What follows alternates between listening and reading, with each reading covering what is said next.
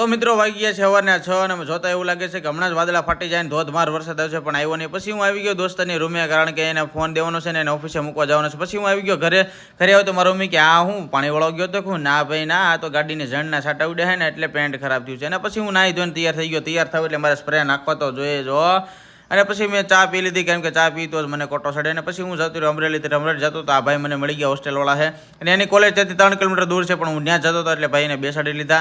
અને પછી હું આવી ગયો ડેપોમાં મારે લેવાનું હતું એક રાજકોટવાળું પાર્સલ, ને પાર્સલ લઈને આવી ગયો મારી ફેવરેટ જગ્યાએ જે હું ત્યાં વડાપાવ અમરેલી આવું એટલે વડાપાવ તો મારે ખાવાના જોઈએ, તમે પણ જરૂરથી ટ્રાય કરજો. અને પછી હું આવી ગયો દોસ્તારની ઓફિસે.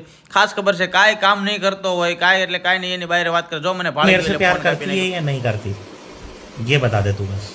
પછી હું થોડીક વાર સુઈ ગયો તેની ઓફિસે સુઈ ગયો. પછી મને યાદ આવ્યું કે મારે તો ચશ્મા કઢવા જવાનું, પણ હું પછી આવી ગયો દુકાને ચશ્મા કઢવા, પણ મારા જે ચશ્મા લેવાના તે અવેલેબલ નહોતા. પછી હું આવી ગયો ઘરે ને ભાઈ આ તો આંખો ખોજી ગઈ છે, લાલ થઈ ગઈ છે, કેમ કે 24 કલાકનો ઉજાગરો